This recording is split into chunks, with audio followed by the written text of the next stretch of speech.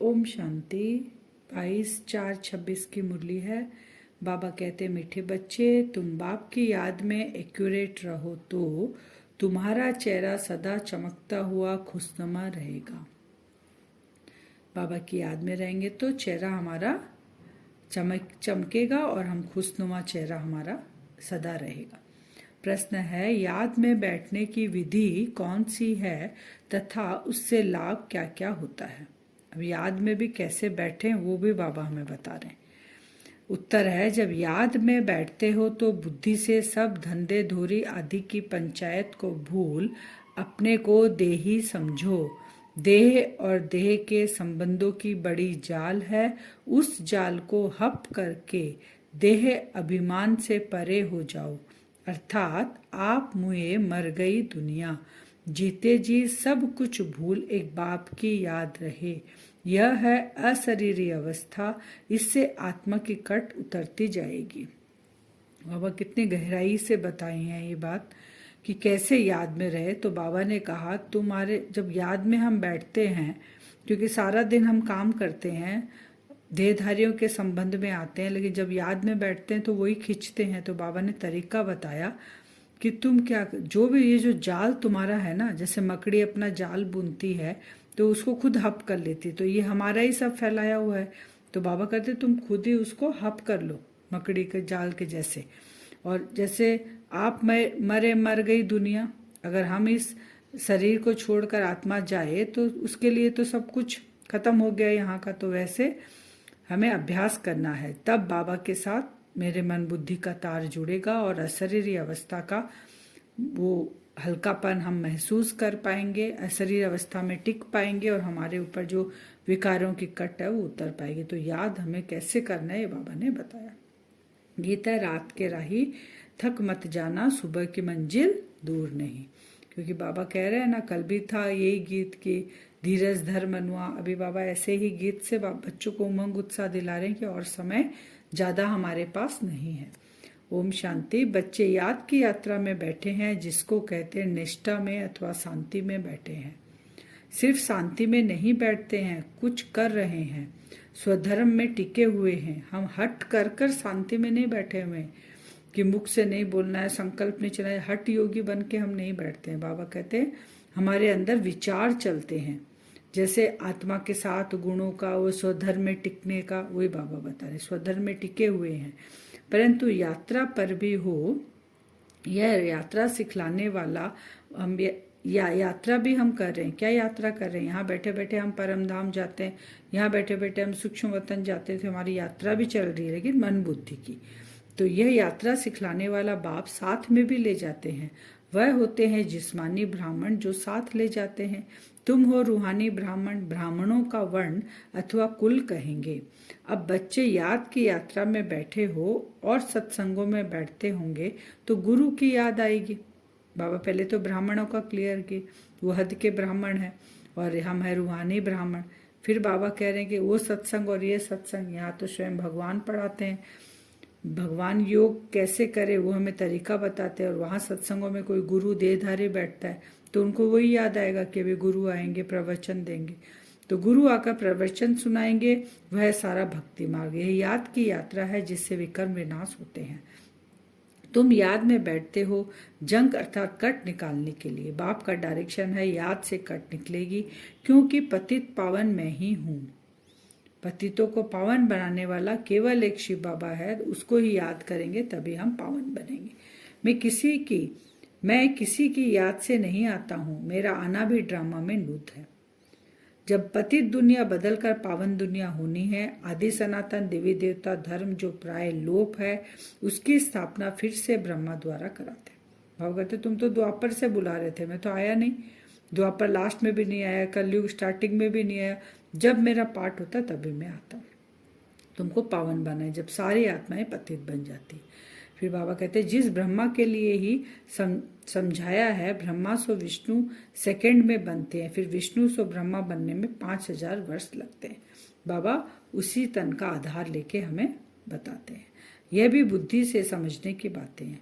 तुम जो शूद्र थे, बाबा ने कहा ना, ब्रह्मा सो विष्णु, माने बाबा ने आकर ब्रह्मा का शरीर का आधार लिया तो एक जन्म में, मैंने एक सेकंड में वो विष्णु बन जाएंगे इस एक जन्म में, क्योंकि उनको पक्का निश्चय हो जाता है कि हम ही जाके विष्णु बनेंगे भविष्य में। और विष्णु से ब्रह्मा बनने में 5000 साल लगे उनको सीढ़ी उतरते उतरते। फिर बाबा कहते हैं तुम जो शूद्र थे अब ब्राह्मण वर्ण में आए हो, तुम ब्राह्मण बनते हो तो शिव बाबा ब्रह्मा द्वारा तुमको ये याद की यात्रा सिखलाते हैं। खाद निकालने के लिए ये रचना का चक्र कैसे फिरता है सो तो समझ गए। इसमें कोई देरी नहीं लगती, अभी है भी बरोबर कलयुग। वह सिर्फ कहते हैं कलयुग की अभी आधी है और बाप बतलाते हैं कलयुग का अंत है। कितना अंतर है जमीन आसमान, माने आसमान और जमीन का। वो कहते हैं कलयुग स्टार्ट हुआ, बाबा कहते हैं कलयुग अंत है, घोर अंधियारा है। बाप कहते हैं तुमको इन सब वेद शास्त्रों का सार मैं समझाता हूँ।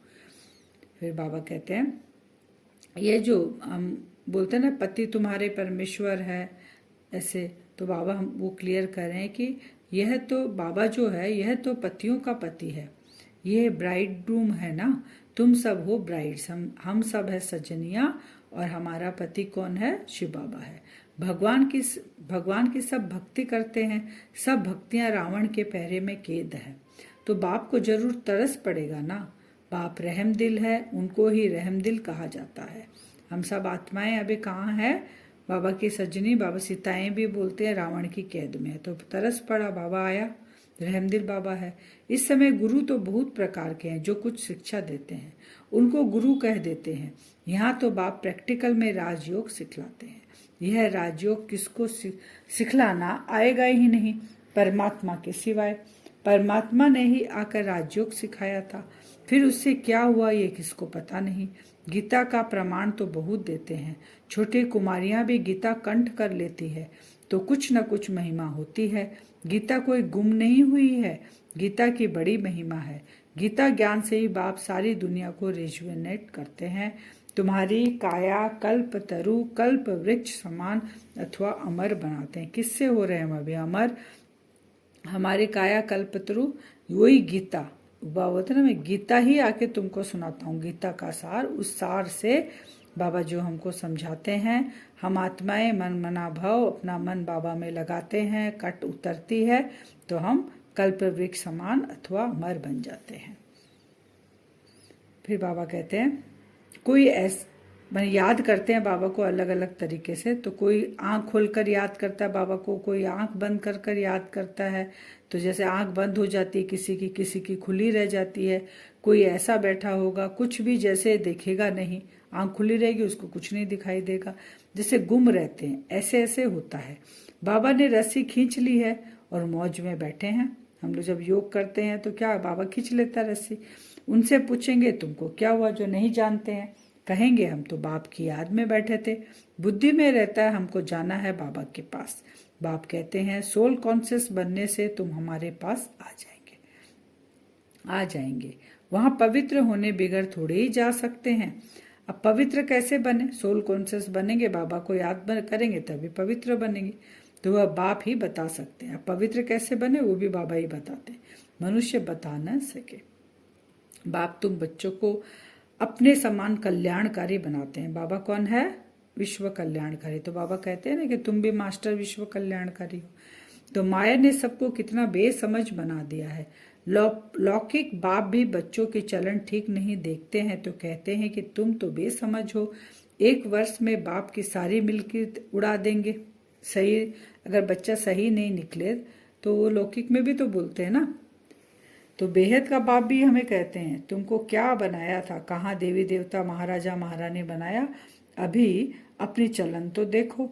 अब तुम बच्चे समझते हो कैसा वंडरफुल खेल है, भारत का कितना डाउनफॉल हो जाता है। डाउनफॉल ऑफ भारतवासी, वह अपने को ऐसे समझते नहीं है कि हम गिरे हैं, हम कलयुगी तमो प्रधान बने हैं।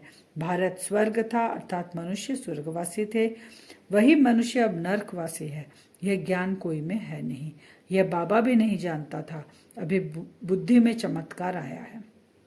ये बाबा है नहीं, ब्रह्मा बाबा भी नहीं जानते थे। शिव बाबा जब आकर बैठे तब वो बुद्धि उनकी चमत्कार आया, उनकी बुद्धि में भी।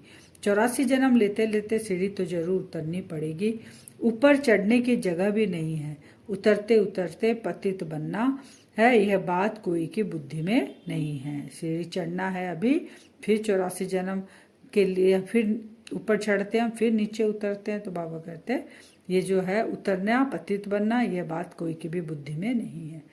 फिर बाप को आकर हमको पढ़ाना पड़ता है। बाबा एक एक चीज क्लियर करते हैं, आके पढ़ाते हैं ना।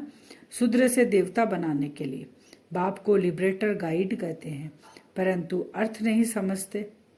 लिबरेटर माने दुख से छुड़ाने के लिए बाबा है, गाइड माने हमें रास्ता दिखा रहे हैं सतयुग का, शांति धाम का। अभी वह समय जल्दी आएगा जो सबको पता पड़ेगा, देखो क्या से क्या बन गए हैं, ड्रामा कैसे बना हुआ है। किसको स्वप्न में भी नहीं था कि हम लक्ष्मी नारायण जैसा बन सकते हैं। बाप कितना स्मृति में ले आते हैं। अब बाप से वर्षा लेना है तो श्रीमत पर चलना है। वर्षा कैसे मिलेगा? बाबा जो जो श्रीमत हमको देते हैं उस पे चलेंगे, तब हमको वर्षा मिलेगा। याद की यात्रा की प्रैक्टिस करनी है। तुमको मालूम है कि पादरी लोग पैदल करने जाते हैं, कितना साइलेंस में ऐसे चलते हैं। वह क्राइस्ट की याद में रहते हैं, उनका क्राइस्ट के साथ लव है। तुम रूहानी पंडों की प्रीत बुद्धि है, किसके साथ? परम प्रिय परम पिता परमात्मा के साथ। तो हम साइलेंस में रह के किसके याद में रहेंगे? बाबा की याद में। वो हमारा पिता है। फिर बाबा कहते हैं मुझे बुलाते भी हैं, हे पतित पावन, आकर हमें पावन बनाओ। तो मैं वह युक्ति बताता हूँ। बहु बाबा आके पावन झट से जादू मंत्र छू मंत्र करके पावन नहीं बनाते। अगर ऐसा बाबा करे तो सब बच्चों को फिर बाबा को सतयुग में ले जाना पड़ेगा। इसलिए बाबा साधारण वेश में आता है। बाबा कहते हैं मैं युक्ति बताता हूँ, बहुत सहज है। तुम्हारा नाम ही है गुप्त सेना। उन्होंने फिर हथियार बाण आदि दिखलाए हैं, परंतु इसमें बाण आदि की कोई बात ही नहीं। यह सब है भक्ति मार्ग। बाबा ने कहा क्राइस्ट से 3000 वर्ष पहले भारत स्वर्ग था ना, तब और कोई धर्म नहीं था। फिर झाड़ वृद्धि को पाता रहता है। तुम सिर्फ अपने बाप को, अपने धर्म को, कर्म को भूल गए हो। देवी देवता धर्म का अपने को समझते तो गंदी चीजें आदि कुछ भी नहीं खाते, परंतु खाते हैं क्योंकि भूल गए हैं। क्योंकि वह गुण नहीं है इसलिए अपने को हिंदू कह देते हैं। हम सब कुछ भूल गए। वही जो भूल गए उसको ही याद दिलाने के लिए बाबा को आना पड़ता है। फिर बोलो हम पढ़ रहे हैं, सब कुछ अभी ही जान ले। बाबा कह रहे हैं कि तुम बच्चे बोलो हम अभी पढ़ रहे हैं। अब सब कुछ कोई क्वेश्चन करते हैं ना, तो उनको ऐसे बोलो कि सब कुछ अगर हम अभी ही जान लेंगे। पढ़ाई तो पूरी 1 साल की पढ़ाई तो धीरे धीरे होती है ना, लास्ट तक 1 ईयर तक। तो वैसे ही ये पढ़ाई कितना है, 100 साल की है। तो एक साथ बाबा कैसे बता देंगे? तो कोई क्वेश्चन करे तो उनको बोलो सब कुछ अभी ही जान ले, फिर तो विनाश हो जाए। परंतु नहीं, अभी मार्जिन है, हम पढ़ रहे हैं, अंत में संपूर्ण पवित्र हो जाएंगे। नंबरवार पुरुषार्थ अनुसार कट निकलती जाएगी तो सतो प्रधान बन जाएंगे। फिर इस पतित दुनिया का विनाश हो जाएगा। आजकल कहते भी हैं परमात्मा कहाँ जरूर आया है, मैंने किसी किसी आत्मा को टचिंग भी होती है, परंतु गुप्त है। समय तो बरोबर विनाश का है ना। बाप ही लिबरेटर गाइड है जो वापस ले जाएंगे। मच्छरों सदृश्य मरेंगे, यह भी जानते हैं। सब एक रस याद में नहीं बैठते हैं।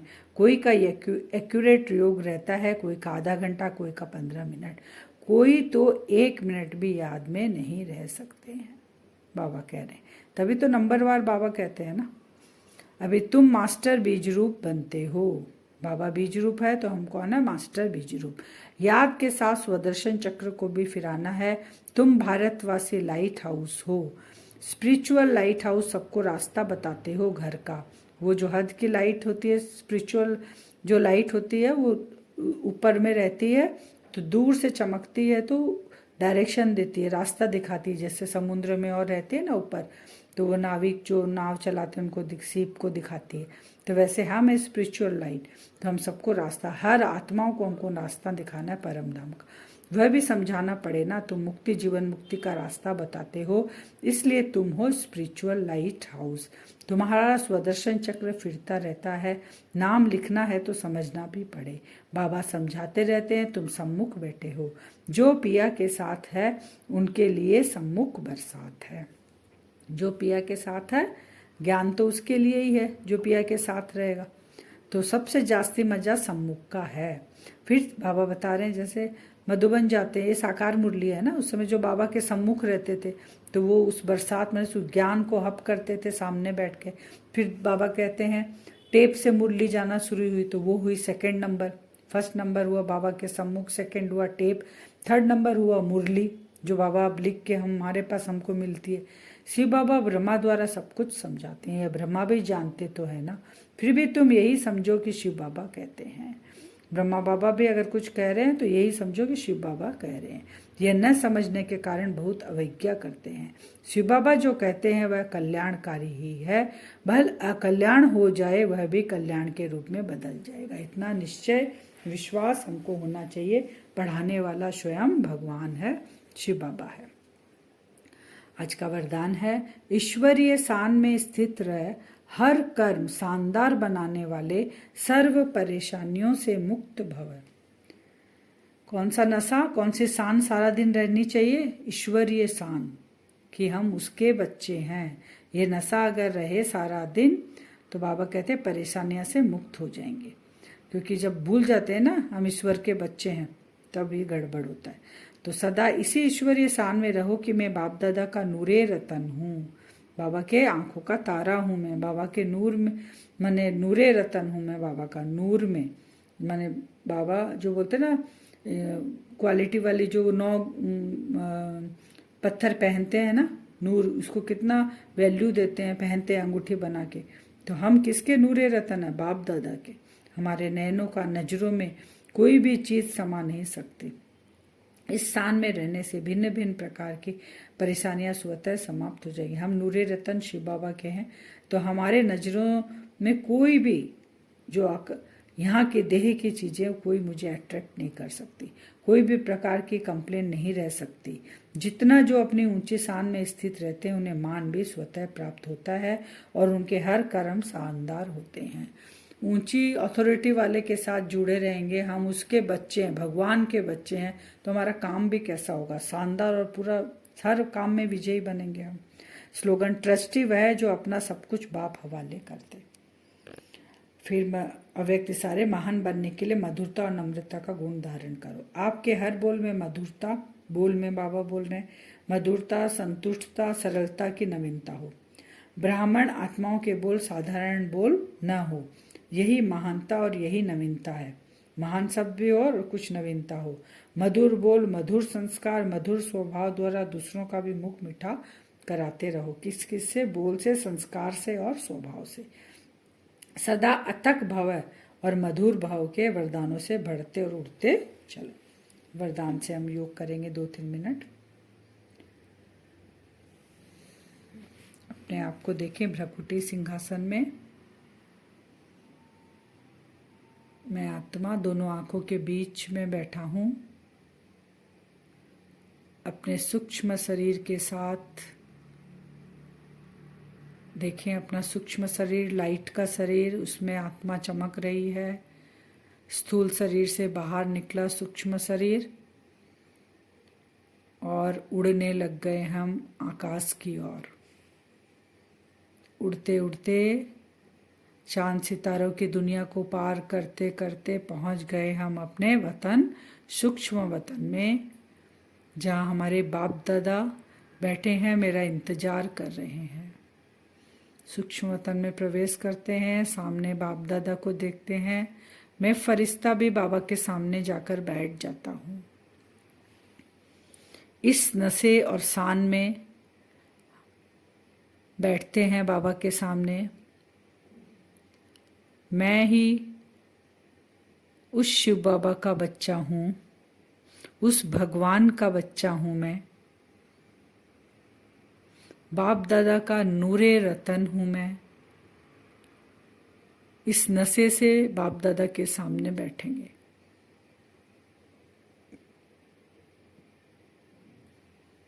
मुझ आत्मा के अंदर कोई भी देह का आकर्षण, देह के पदार्थ, वस्तु, संबंध, किसी का भी आकर्षण नहीं है। ये चेक करें हम वहीं बाप दादा के सामने बैठकर। बस एक ही संकल्प कि मैं ईश्वरीय शान में स्थित हूँ आत्मा, बाप दादा का नूरे रतन हूँ मैं।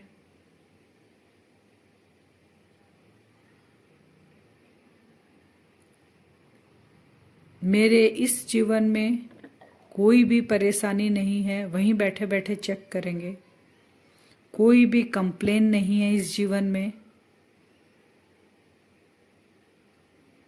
भगवान के बच्चे को और क्या चाहिए इस लाइफ में, ये अपने आप को थॉट्स देंगे, वहीं फरिश्ता स्वरूप में बाप दादा के सामने बैठकर।